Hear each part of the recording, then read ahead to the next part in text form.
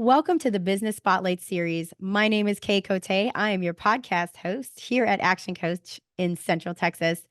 Today we have on the show is Kevin Schlueter, founder of Rework. We're going to dive into Kevin's business where he talks about his journey to business ownership, challenges, best practices, and just share a sneak peek to what it's really like as being an entrepreneur. If this is your first time on our channel, be sure to like and subscribe to get notifications when we drop new conversations just like this one. Well, welcome to the show, Kevin. I'm so glad to have you here. Feel free to introduce yourself and give us a little background about your business. Thank you very much, Kay. Thanks for the invite. Happy to share a little bit about what we do here at Rework and myself. Born and raised in Iowa. I've worked all over the country and all over the world. My background is in finance, so that's kind of where my experience lies. But in the last couple of decades, I've really been involved in people analytics and understanding how workforces work, which leads us into really what Rework is positioned to do. In short, Rework, our organization is data analytics or people analytics about the future of work. You can consider what we do kind of like watching game film on Monday. We show how an organization works, all of its behavioral tendencies, its inter-team interactions, the cultures at play, essentially how they work together to create value and make money for the organizations. And that's really, in essence, what we do. And I know we'll get into a little bit more of that as we move along. That is incredible. It's kind of like numbers never lie, right? I think that's probably very, very true. And it's visual data. And the other thing that doesn't lie is kind of the visual clarity of what that is. We believe some things when people tell us, but when we see it in black and white and in color, we say, oh, yeah, that's exactly what I thought was going on with that team. Leaders and the teams themselves can start to correct things that aren't working well, and they can accelerate things that are working well. Seeing is believing, in short. That is incredible. It's like almost like kitchen rescue show, except for like entrepreneurial, like at different businesses. Like you're going in there and you're helping people kind of like see the changes, see what's going on. That's really cool. Yeah, kitchen rescue show actually isn't a bad analogy. We haven't used that one, but it is because you can kind of see where you are. And that's what our data does. And it really points you where your money, your time, and energy need to flow into an organization to perfect it, to get better, to improve. Again, focused on the future of work. And then you can measure after interventions are made. Just might be management changes, strategic plans, any number of different things that happen within an organization. You can measure it afterwards. So you can really Mhm. see kind of that what people are always worried about is this ROI or return on investment. You can see that you had $5 million at risk here, and now we only have $2 million at risk. And so now you Mhm. can see the impact you have financially on an organization. So yeah, the kitchen rescue thing, although I've never watched the show, I'll be honest with you, but I know exactly what you're talking about. Awesome. Awesome. Yes. Well, I'd love to set the stage for our viewers and our listeners. Generally speaking, what does your current ownership structure look like? Are you the sole founder? Are there any outside investors or partners? Yeah, we have a couple of us that own it, myself and another domestic partner. And then we also have a European arm. There's two owners over there. And then collectively, we really run and operate the international organization Mhm. because we tend to work on a global scale, significantly throughout EMEA, Europe, Middle East, and Asia, and then, of course, here within North America. So that's kind of how we operate things.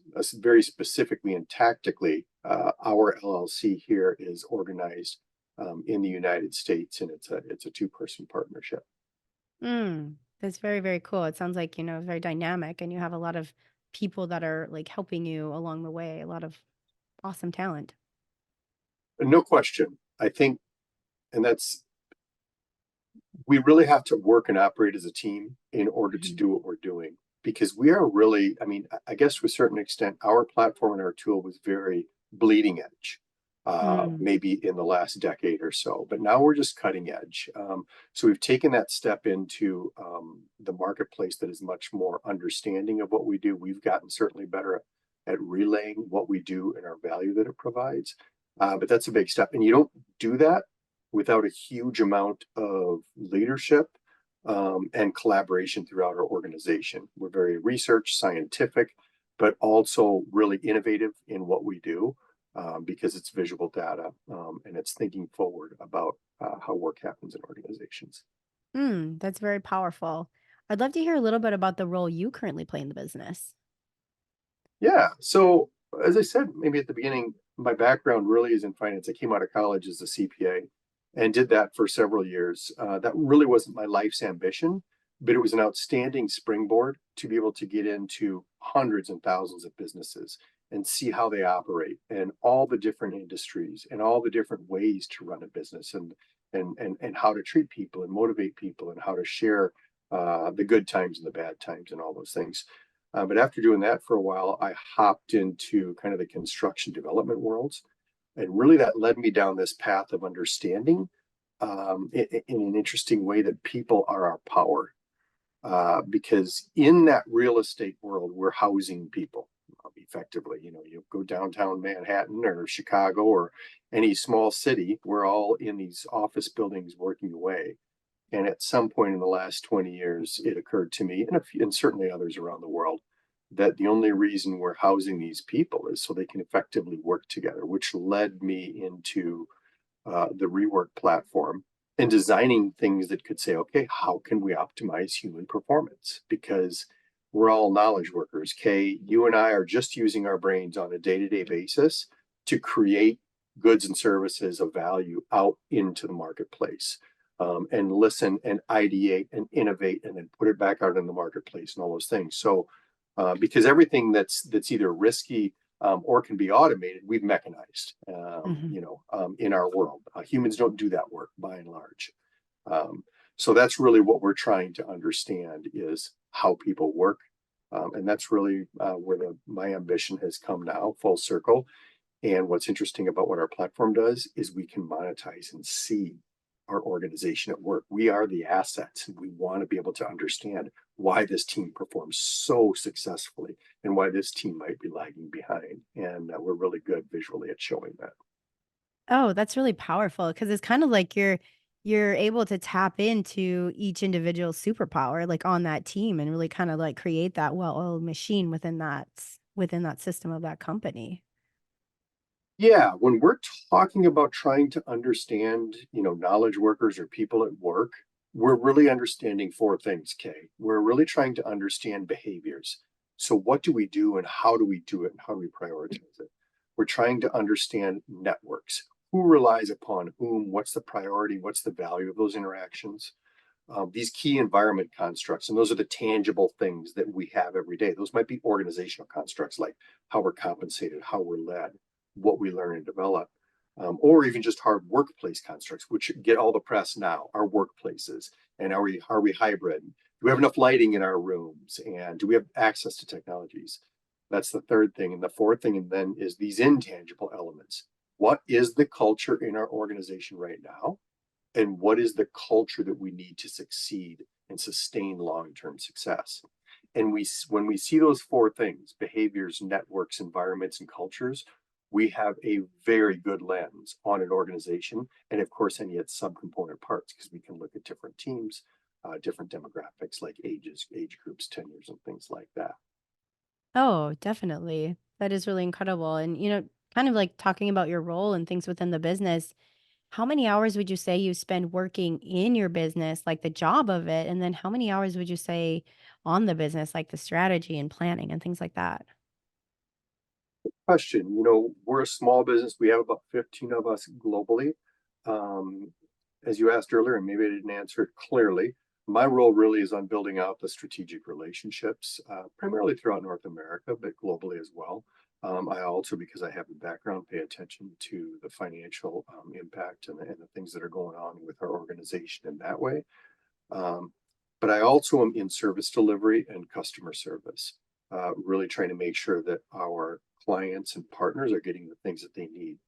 And I would say it's probably 70 or 80% is really focused on those outward things, our clients, our partners, trying to gain new partnerships, do business development and those types of things. And probably other 10 to 15, 20% maybe is done on more internal strategic things, planning, and then of course a few tactical things here and there along the way. Oh, definitely. That kinda, like, brings me into a couple questions regarding, like, what makes your business special and makes it stand out. What makes your business unique and like why would your clients and customers choose you? Good question. And I think some of the bare facts, and a lot of my partners might even have some different or nuanced ways of saying this, but in effect, we are extraordinarily human centered. We work with partners and for clients that know that people are their power and that are trying to harness the intellectual, innovative capabilities of their people in their organization. We work very successfully there, and it's a big differentiator because it's very different to say that you want to do things to your organization or do things to your people, as opposed to saying, hey, we got 100 smart people in this company, or 1,000 or 10,000 or 100,000 smart people in this company. Let's figure out a way to use that collective intelligence every day to just outcompete all of our competition and to win. And those increasingly, because we are becoming, and you think of things like AI, like the humans just continue to rise and rise and rise. And so our ability as people and how quickly we create throughput through our organization is really, really important. And that's where we play. So I think our key differentiator is just being really people focused, and then really focused also just on the future of work. Like, how are we evolving next year and 5 years and 10 years from now? Because if we understand that, we can build things for to access those future skills and to be able to really do it successfully. And then we beat the competition. Mm, very powerful. What is that one thing, this goes right into my next question. What is one thing you wish more people knew about your business? I think as an entrepreneur and as a business owner, it's always you always just want people to know who you are. You always want to be able to tell your story. Mhm. Like a lot of businesses, we've had people say, "Oh gosh, I wish I would have known about you a year ago." That fades over time. We are much more well known. We've maintained our integrity and continued to evolve our products and our platforms. But I really wish people understood probably how fast, how relatively easy we are, and how agile we are in delivering data and solutions into clients. Um, I guess to add to that a little bit, Kay, people go through horribly difficult manual and subjective processes in their companies when they're trying to do strategic planning or they're trying to do some sort of design thinking project. They spend a lot of time being very subjective about it, manually interviewing or surveying people are doing stuff. And we move all that to the side, and our technology can find out information and start to populate solutions, in just a matter of days. It's 2024, and so all of this type of crowdsourced information and using AI and using algorithms to be able to figure out meaningful solutions. It's just the way that it should be now. So I wish people would understand how fast that we are, and how that leads to a lot of success in terms of being more effective with solutions because they're very targeted and focused, but also just being significantly more cost effective along the way. Oh, definitely. This leads perfectly into my question about marketing.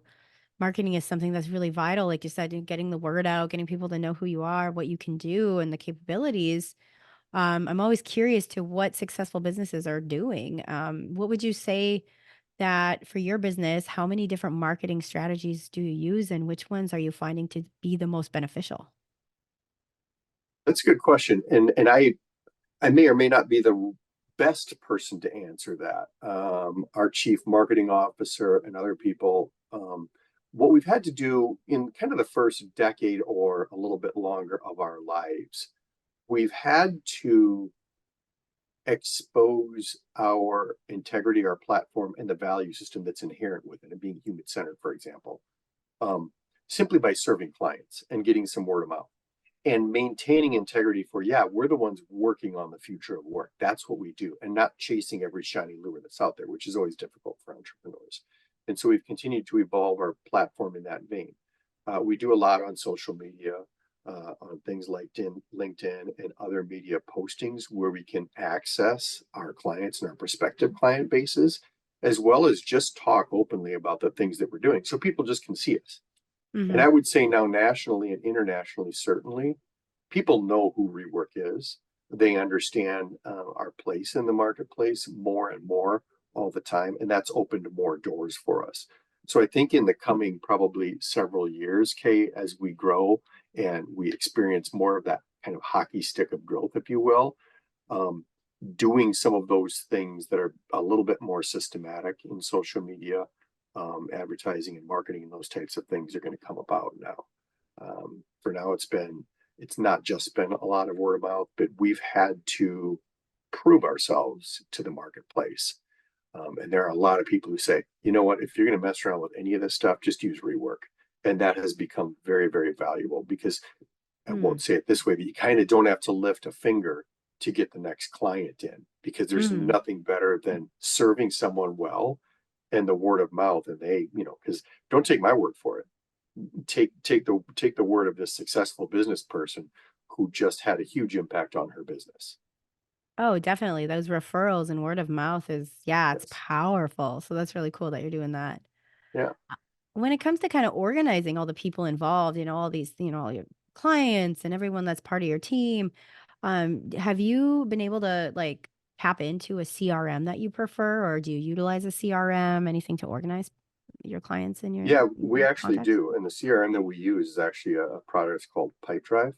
Okay. And before that, we've been on Pipedrive for many, many years now. So that CRM works very well. We're very rigorous about it. So we know how to follow up. We know the next steps to do. And we do have a lot of rigor in that. Before that, I think it was HubSpot. We found that, I think, if I'm not mistaken, HubSpot really had a little bit more complexity. It's kind of a bit more for a jumbo-sized business rather than a business in the small and mid-market where we're currently playing.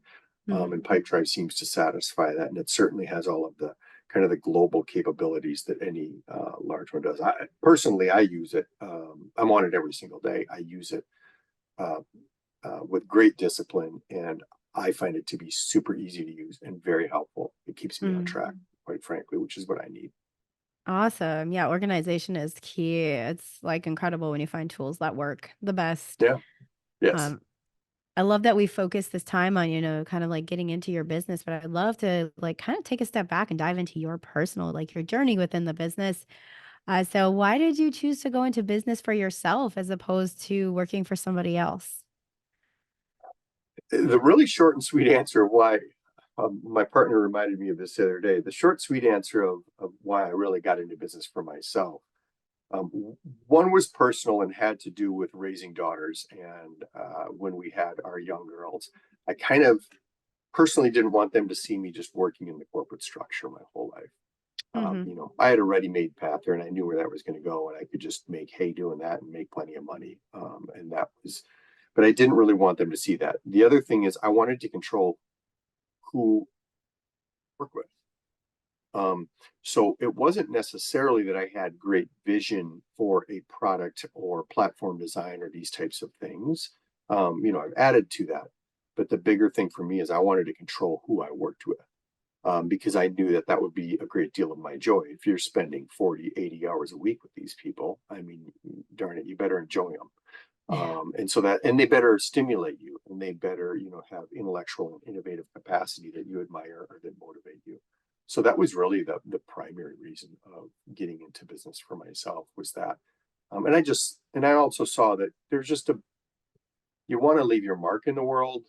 And the mark that I think that I wanted to leave was to help make work better for people. Specifically back in the day when I was in the real estate world in financial roles, I saw colossal waste in real estate projects that Mhm. were misguided, that were poorly done, and that oftentimes destroyed businesses Mm. because it was just completely wasted capital and completely wasted assets. So that had a resonant effect on me, and it really helped me kind of say, you know what, let's do this better. And that through a whole bunch of things, which we could spend hours on, led me into working with in Rework. That's powerful too that you saw like that need there. Um, Yeah, yeah, and and looking that back, need's still there, and that need is heightening up again, man, because workplace and the world of work is changing, and we are at the forefront of it. And I think we're real leaders in mm, that. that's cool. You're going to help us navigate into a better future with the workplace Yeah, for sure. yeah, work should be enjoyable. It should be opportunistic for everybody, no matter what they're doing, quite frankly. And that's what's in the heart and soul of our entire organization. If you interviewed all of my leadership colleagues in our organization, you would feel that we are passionate about helping make, we sometimes say, let's help make work not suck. But when we're being a little bit more positive, we're like, let's make work work, and let's make work super enjoyable and opportunistic for people and for the organizations they serve. I mean, it should be joyful. Oh, definitely. I can feel it in the conversation we're having. I can feel that. And I believe that too, very much.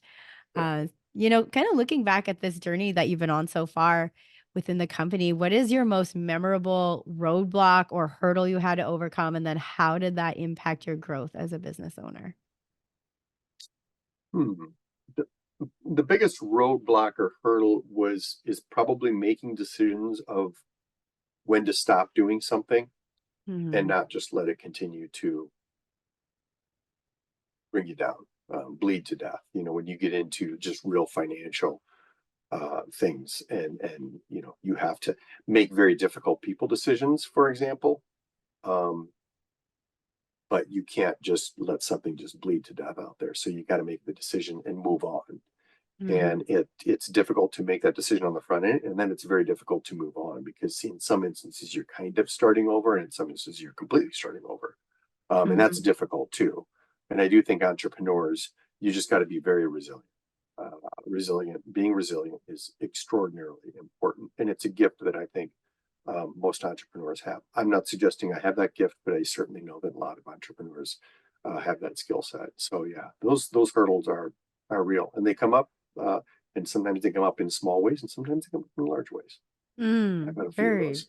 very true. I've had a couple of those myself. Yeah, I'm sure. Yeah, Uh, everybody does. Yes. Everybody does. And where do you see the business going in the next 3 to 5 years? I think we're really in a pretty significant growth curve right now. We Mm, have proven in the last 4 or 5 years that our growth has been significant, and now it's going to get amplified. We are vigorous about reinvesting resources. We're not here to just pull money out of the organization. A lot of entrepreneurs will understand exactly what I'm saying. We are in a big growth curve, and we're in a technology race, and we're winning that race. So our growth will be exponential in the next year. So it's all kind of hands on deck on how much can we eat, how much can we gobble up, how much more market share can we get, how can we keep replicating these clients over and over again to make them kind of move faster from a revenue standpoint. So it's all growth orientation at this point, Kay. that's really cool to hear too. I'm excited to see how it, takes off for these Yeah, next years to yeah. come. They so are we. Oh, well, this has been an incredible conversation. I've loved just like hearing about this. It's fired me up about business. So I'd love to talk about a couple rapid fire. These are just quick top of mind questions that I'm going to ask, and feel free to answer just like that top of mind thing that comes to your mind. Then we'll get into our final question for the day. Okay. Awesome. So our first rapid fire is, what is the key to success for you? Um, being aware, full awareness, and resilience. What is your one piece of advice for other business owners? It's a little bit of Nike with it's just do it. Do where your passion lies. That's probably going to give you the greatest amount of energy. Mm. What is one book or piece of content, podcast, whatever it may be, that you've read most recently? It isn't recent, but my favorite book, I still go back to it, is by Carol Dweck, and it's all about learning and resiliency. And I absolutely love the book by Carol Dweck. A lot of my other stuff that I read and pay attention to are documentaries and books that relate to that are very biographical in nature, because it's Mhm. just fun to see how humans go through life, no matter what it is. It's really enjoyable. All the good stuff and all the bad stuff are quite enjoyable if you want them to be. Oh, very true. It's a journey. Definitely. Yeah. Last question here. If you had to choose only one area of your business you could immediately improve tomorrow, what would it be? Marketing, probably. Hmm. Just marketing, getting the word out with great target and purpose. Yeah. Well, let's help you out there right now. Before we get to our final question, share where can people find you, social media, website, how can people contact you? Yeah, rework.com, and that's rework with a C, reworc.com. That's our main website. Rework also has a page on LinkedIn, which is most prominent, where we do a lot of storytelling and a lot of sharing.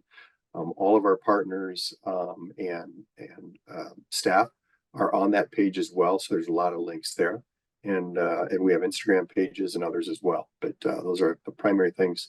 And certainly myself, Kevin at rework.com, is somebody who can be easily accessed and always willing to learn more from those out there battling through the trials and tribulations of life at work. Well, thank you so much for sharing. Now, for our final question today, Kevin, what is most inspiring to you today?